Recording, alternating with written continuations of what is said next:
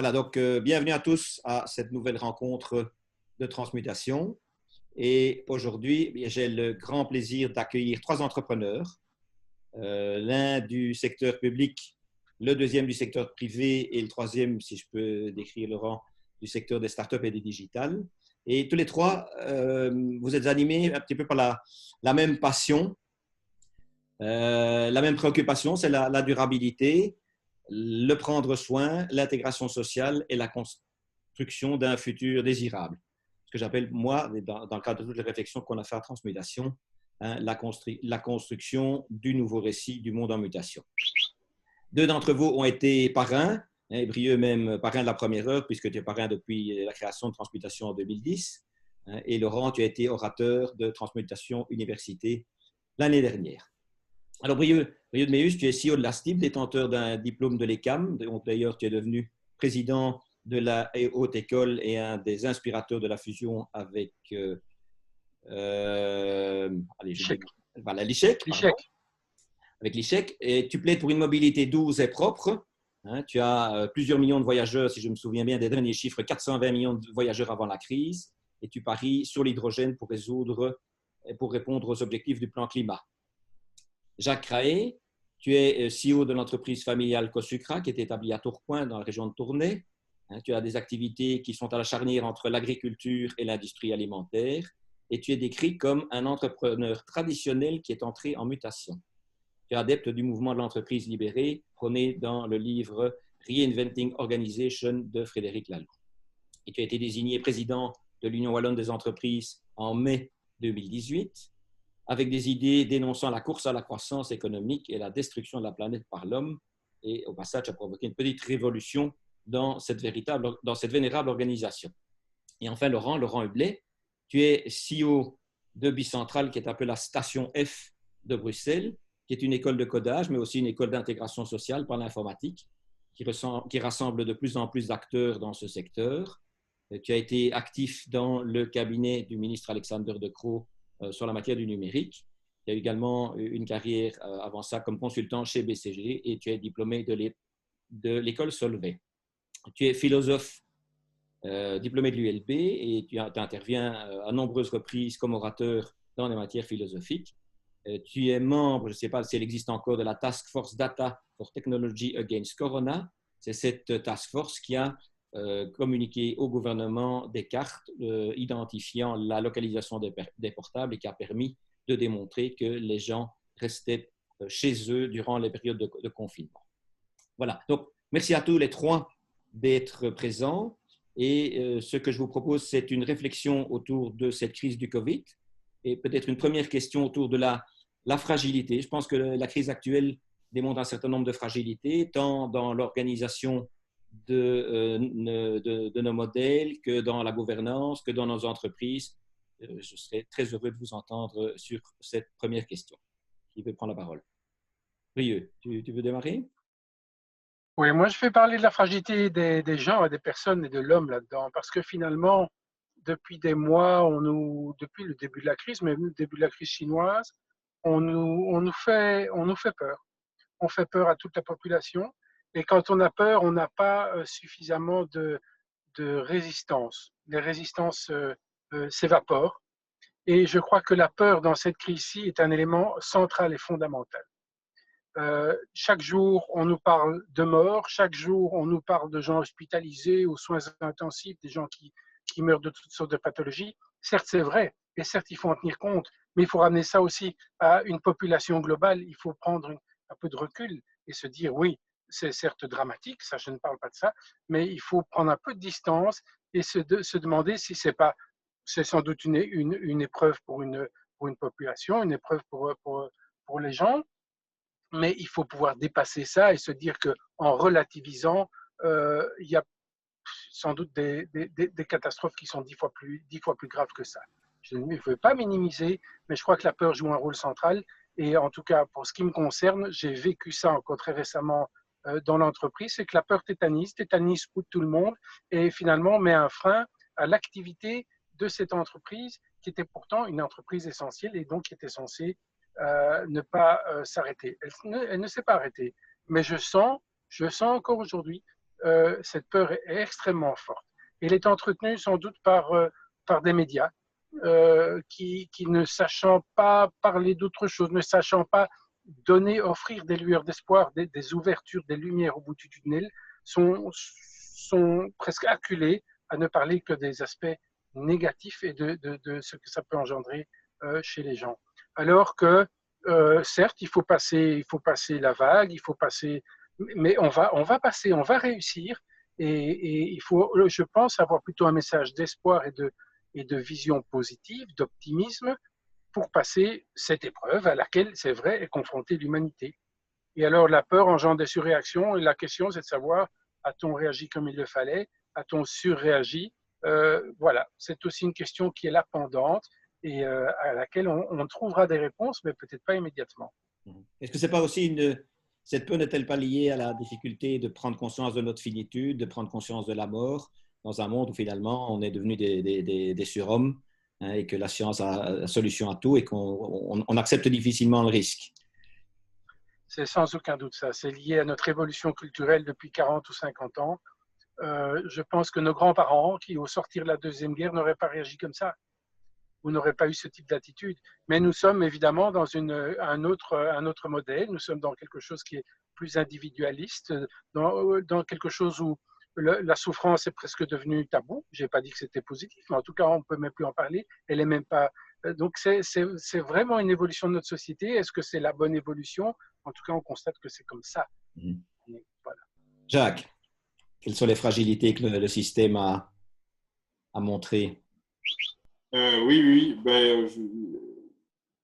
Si on regarde du côté économique, c'est sûr que le dommage économique sera bien plus important que le dommage physique.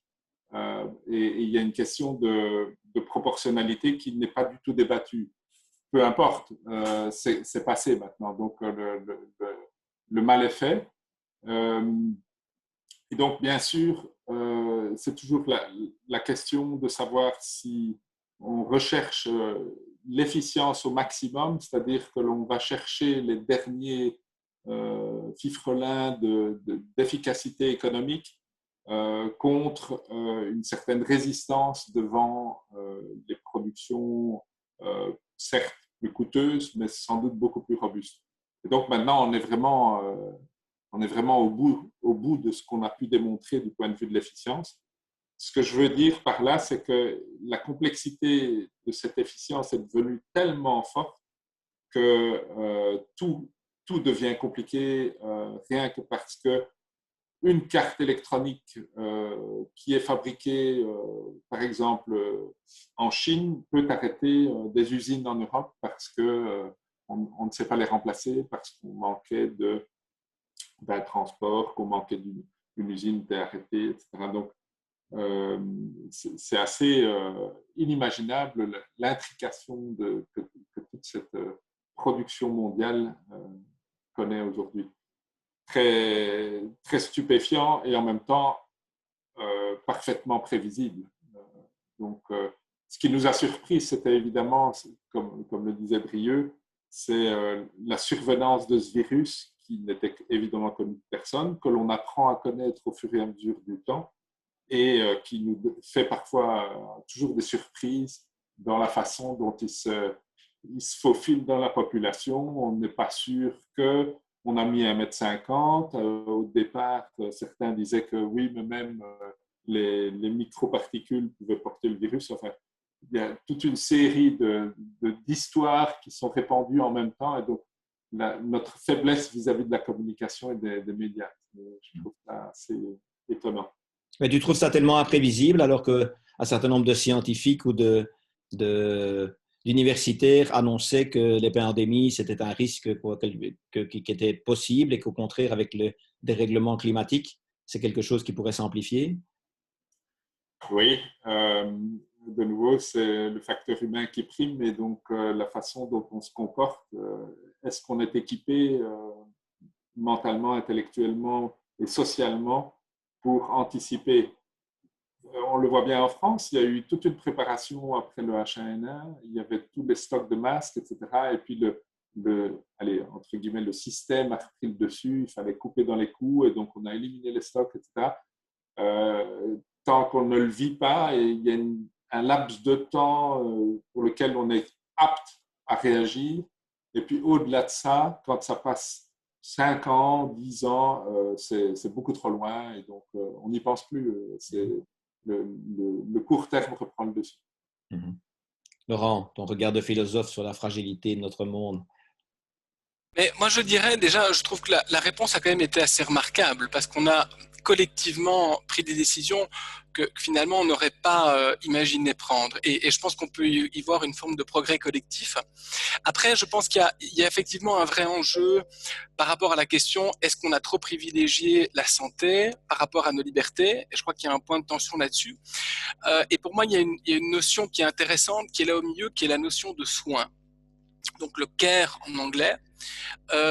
Et en fait, historiquement, c'est une notion stoïcienne, hein, le cura, c'est une notion qui est double, parce que c'est à la fois le souci, et c'est exactement ce que Brieux disait, est-ce qu'on est finalement pas aujourd'hui dans une société de l'inquiétude, de la peur? Et c'est vrai, le soin, il y a cette notion de souci, de préoccupation, et il y a aussi une notion de bienveillance et de sollicitude.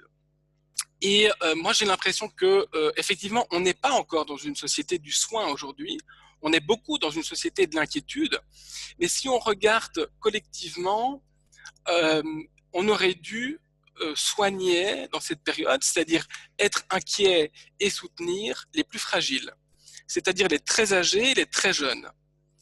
Et quand on voit ce qui s'est passé dans les maisons de retraite, je pense qu'on a échoué à vraiment soutenir les plus âgés. Et quand on voit ce qui se passe, ou plutôt ce qui ne se passe pas dans les écoles, je pense qu'on est en train d'échouer à soutenir les plus jeunes. Et donc je pense que si on veut aller vraiment vers une société du soin, et toute l'éthique du soin qui s'est développée depuis quelques années aux États-Unis, qui je trouve est un mouvement intéressant, je crois qu'il y a encore pas mal de choses à faire sur ce volet, d'être non seulement inquiet, mais d'être aussi bienveillant et d'œuvrer collectivement pour les plus fragiles. Qu'est-ce qu'il faudrait pour arriver dans une société du soin? Qu'est-ce qui nous manque dans notre culture, dans notre organisation, pour basculer vers cette société du soin? Je pense que d'une part, il y a le fait de reconnaître que nous sommes tous des professionnels du soin. Et que je pense que pour beaucoup d'entre nous, même dans nos métiers, je pense en particulier au niveau du leadership, la notion de soin, en fait, elle devrait être centrale. C'est-à-dire à la fois prendre soin d'eux, prendre soin de ses employés ou prendre soin de ses clients, et aussi de faire soin. Parce que le soin, quelque part, c'est le souci dans un environnement avec des autres. C'est des principes moraux directement là où il y a des autres. Donc je pense que c'est quelque chose qu'on devrait intégrer à l'intérieur de toutes les organisations. Et puis, il faut bien dire aussi qu'il y a quand même certains métiers qui sont plus dans le soin que d'autres. Et je crois que ça a été un des grands débats qu'on a eu pour le moment, c'est que beaucoup des métiers du soin sont très peu valorisés économiquement, que ce soit les infirmières, les enseignants, etc. Il y a effectivement un besoin de revalorisation des métiers qui ont le care. We need to take care of the people who care. Okay, merci. Brieux, les réponses qui ont été données jusqu'à présent, que ce soit les plans de relance, les plans de déconfinement, les plans de futur qui sont en train d'être dessinés pour notre société, est-ce que tu penses que c'est à la hauteur des besoins et ça va dans la bonne direction? Je serai mauvais juge, mais de toute façon, ça va dans la bonne direction parce qu'il n'y a pas d'autre solution que de réouvrir un petit peu nos vies après un confinement. Ce qui m'interpelle, qui m'inquiète très fort, c'est certes, comme le disait Jacques, les impacts économiques, mais ce qui me fait vraiment très peur pour les prochaines années et de nombreuses années, c'est l'impact social. Parce que au-delà de l'aspect économique, où on va effectivement avoir d'énormes problèmes, il y a toutes des vies, il y a tous des gens qui vivent de la machine économique et qui vont se retrouver sans rien, absolument rien. On voit déjà les drames les plus visibles, on les voit déjà hein, dans l'aérien. On parle de Brussels Airlines, on parle de pilotes qui sont prêts à renoncer à 45% de leur activité, 45% de leur salaire. Chez Lufthansa, c'est déjà presque chose faite. Donc, si on parle de pilotes, on veut parler de n'importe qui, n'importe quel employé, n'importe quel ouvrier qui vont se retrouver avec des difficultés sans nom. parce que derrière tout ça, il y a des vies, il y a des maisons à payer, il y a des enfants à nourrir, à éduquer. Donc, on va se retrouver devant une crise sociale extrêmement importante. Et je ne pense pas, même en remontant aux années 70 ou 80, je ne pense pas qu'on ait encore qu'on aura déjà connu une crise sociale aussi importante que celle qui se prépare en tout cas devant nous. Je suis extrêmement pessimiste en tout cas pour la crise sociale qui est évidemment liée à la crise économique. Et maintenant, dans tout ça, le défi, ça va être de trouver, tiens, où est l'arc-en-ciel, où est le point qui va nous faire marcher et qui va nous amener à quelque chose de positif. On va le trouver, mais il faut, voilà, c'est ma grande inquiétude, c'est les aspects sociaux. Est-ce qu'il n'y a pas aussi une inquiétude à avoir sur la crise du lien social quand j'entends que des universités comme Cambridge et d'autres nous annoncent déjà que l'année prochaine, il n'y aura pas de campus, tout va se faire en ligne. Quand j'entends que dans beaucoup d'écoles, il n'y a rien qui va redémarrer avant le 1er septembre, finalement, est-ce que ce n'est pas une génération d'enfants qu'on va sacrifier? Il y a ce risque-là, mais il y a aussi la réaction. Maintenant, on a 3 mois de recul, par exemple, pour le home working. Il y en a des milliers chez nous. Eh bien, les gens commencent à avoir besoin de se retrouver. Ils ont besoin de réavoir le contact. Dès qu'il y a moyen, on recrée avec toutes les sécurités nécessaires, on recrée des réunions physiques. C'est très bien les technologies. Je crois qu'elles ont été un levier formidable pour garder une certaine activité pendant les périodes de confinement, mais le lien physique est absolument indispensable. Et ça, c'est assez merveilleux. Ce sera sans doute une des opportunités aussi de la crise. C'est on peut espérer passer d'un monde extrêmement individualiste vers un monde où on le sera un petit peu moins. Un monde où finalement on aura découvert que ce lien social est fondamental à notre propre vie. Jacques, les réponses que les organisations donnent sont-elles à la hauteur des défis? Je pense que, en tout cas, pour ce qui me concerne, les autorités font ce qu'elles peuvent, mais de nouveau, le niveau d'impréparation, évidemment, il y a l'effet de surprise, mais on est en train de courir après les solutions plutôt que de les planifier ou de les étudier. Et donc, pour moi, il y a en tout cas une très forte tendance à vouloir, et c'est tout à fait naturel, à vouloir sauver ce qui peut l'être et à essayer de redémarrer. Mais dans le même temps, en tout cas chez les gens qui sont fortement impliqués, il est impossible de pouvoir réserver une partie du temps à réfléchir un peu plus loin. Et donc d'arriver à construire quelque chose qui fasse sens par rapport à tout ce qu'on a vécu. Donc, bon, évidemment, il y a le côté très positif aussi des opportunités qui se créent parce que justement par ces liens de télétravail ou de vidéoconférence, on rencontre plein de gens qu'on n'aurait jamais rencontrés parce qu'il y a une effervescence dans la discussion, dans l'échange d'idées et dans les vidéos. Bien sûr, il y a tout le divertissement, mais il y a aussi énormément de constructions. Malheureusement, elles ne sont pas nécessairement au bon endroit, c'est-à-dire qu'il y a beaucoup de discussions, beaucoup de constructions, et elles ne sont pas dans le mouvement économique normal ou vécu. Et donc, il y a comme une grande distance entre ces constructions et la vie réelle et l'enclenchement dans le redémarrage vers quelque chose de tout à fait nouveau ou de différent. Donc, je vois mal comment toute cette effervescence va se concrétiser dans le réel. Mais est-ce que ce n'est pas l'opportunité aussi, maintenant, alors que la réponse est très, très forte dans le court terme et le très court terme, de mettre en avant du changement? Et il y a déjà des choses, il y a déjà des rapports, il y a déjà des réflexions qui existent depuis des années, qu'il faut aller vers un plan de durabilité, plus de respect des enjeux climatiques, etc. Oui, on entre difficilement dans ce modèle. Il y a beaucoup de choses qui ont été mises sur pied dans la déclaration régionale wallonne et on sait très bien qu'il y a beaucoup de choses qui sont infaisables. Est-ce que ce n'est pas l'opportunité maintenant de mettre plus d'accent là-dessus, notamment dans tous ces plans de relance, de subsides et autres? Ah, certainement. Et je pense que la pression ne fait que monter. Mais ce n'est pas parce que la pression monte que les solutions sont plus évidentes. Ce n'est pas pour rien que ça fait 40 ans qu'on dit ce qui va se passer, qu'on découvre, que la science nous montre. Mais de là à trouver des choses qui sont actionnables, donc que l'on est capable de mettre en œuvre là demain, là on est complètement coincé. On est coincé dans le système dans lequel on se trouve. On ne peut pas l'abandonner parce que sinon tout s'arrête et alors que deviennent nos travaux, le travail, que deviennent nos sociétés, etc. Et donc on a besoin de... Et là, je vois difficilement comment construire quelque chose de nouveau à l'intérieur des sociétés existantes. Il faudrait idéalement continuer à travailler dans les sociétés existantes, tout en préparant à l'intérieur même de ces sociétés de nouvelles activités et de passer de l'une à l'autre dans la même organisation, ce qui me semble quand même impossible. Laurent. Mais moi, je crois là-dessus, effectivement, on est à un moment de bascule. Hein. Donc, il y a des choses intéressantes qui vont se passer. Je crois, moi, une des choses pour lesquelles je plaide, c'est qu'il va y avoir des gros plans de relance et donc de l'investissement important. Moi, je plaide pour un monde souverain à ce niveau-là. C'est-à-dire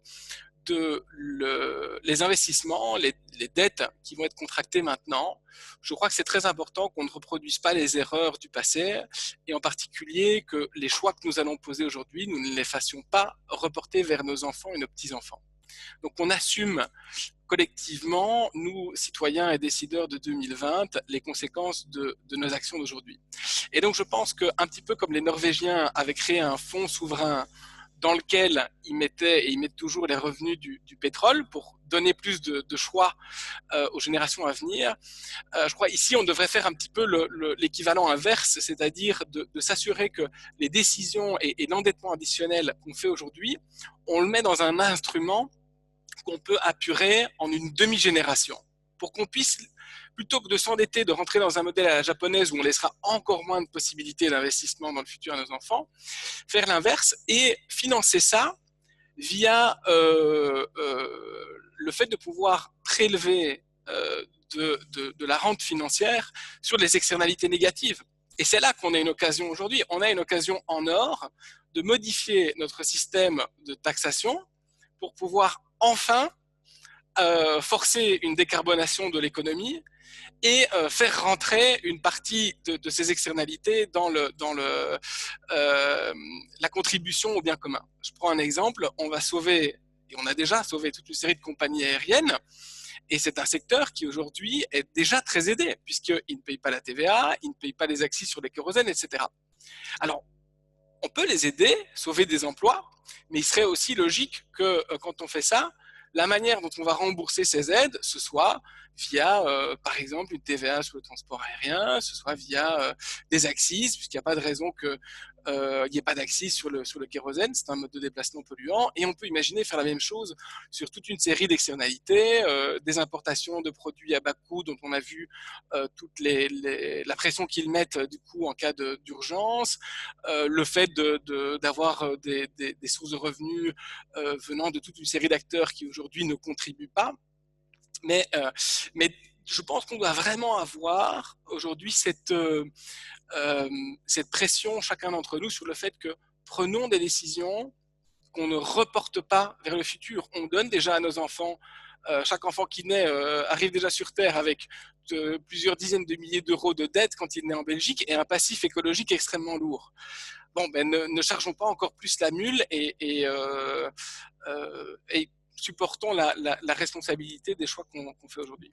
Deux commentaires. D'abord, à fonds souverain, je partage ton avis, je crois que c'est une excellente idée. On a déjà joué à ça en Belgique avec le fameux Silver Fund pour financer les pensions. Et la première chose qu'on a fait, dès qu'on a eu une crise et un peu de problème de financement, on a été prendre l'argent là-dedans pour le mettre ailleurs.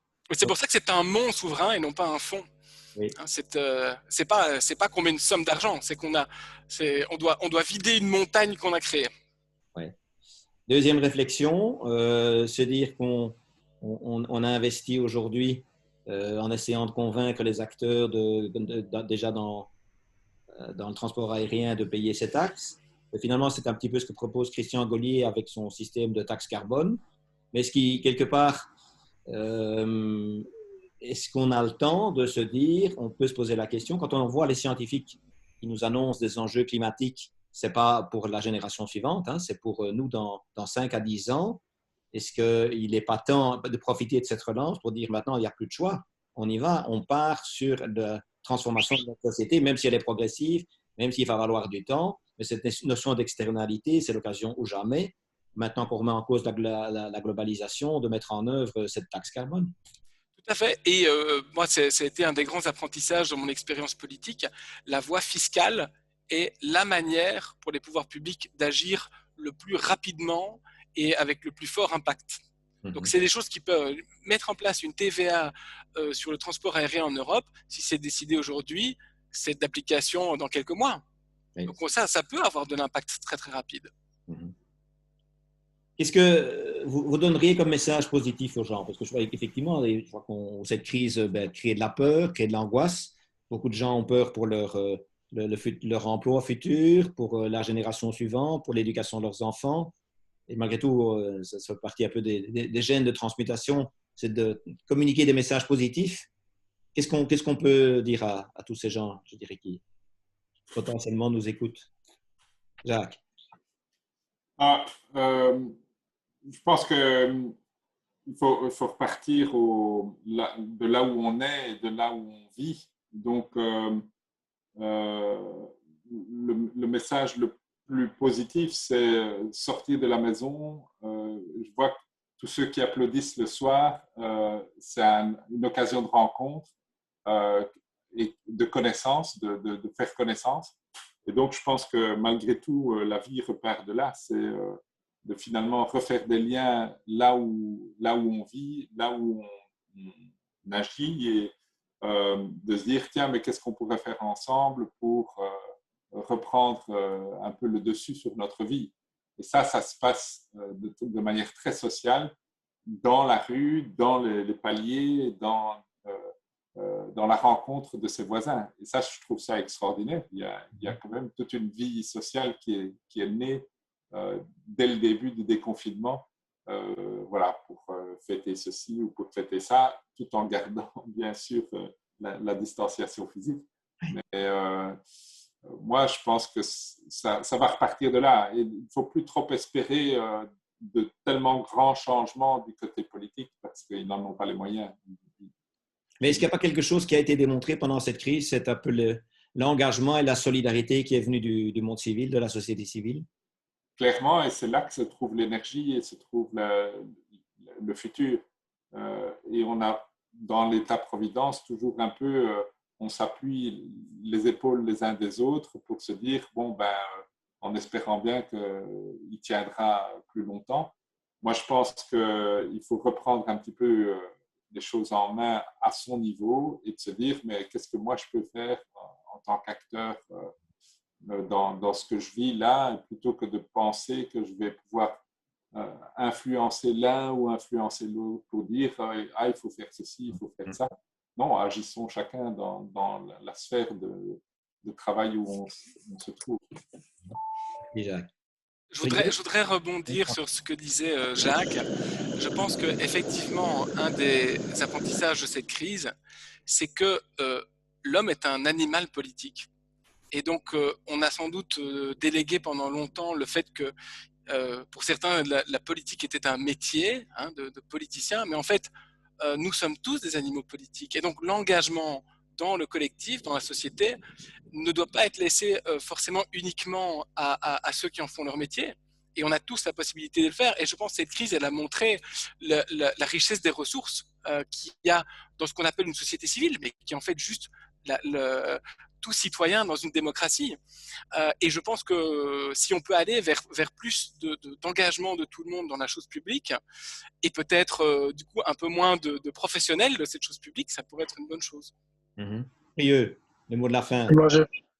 Oui, c'est le mot de la fin. Moi, je crois qu'on est avant tout des êtres sociaux, pour revenir sur le thème que j'ai développé tout à l'heure, et que c'est à travers l'autre qu'on va retrouver le bonheur et l'équilibre, et le contact de l'autre. Il faut, voilà, je crois que, comme le disait Jacques, c'est autour de soi, pas trop loin, qu'on va reconstruire les choses et qu'on va retrouver le chemin de l'équilibre et du bonheur, parce que j'ose même ce mot-là, même si les temps ne plaident pas pour lui. C'est comme ça que ça va se passer dans les choses beaucoup plus simples. On était dans un monde qui peut-être nous faisait perdre pied par sa complexité. Eh bien, revenons à des choses sans doute plus simples, plus proches, plus locales. Et je suis certain, et c'est l'opportunité, je suis certain qu'on s'y retrouvera. Et assez rapidement. C'est ça, donc un monde de la sobriété, pour paraphraser ce que tu as écrit. Sobriété, mais sans, qui n'écarte évidemment pas le bonheur. Au contraire, je pense que c'est pour revenir au premier thème de transmutation. Le bonheur était central dans cette discussion-là. Le bonheur, il est là, il est à portée de main et il n'est pas loin de chez soi. Voilà, merci pour cette conclusion. Merci à tous les trois pour le temps consacré à cette belle rencontre. Merci.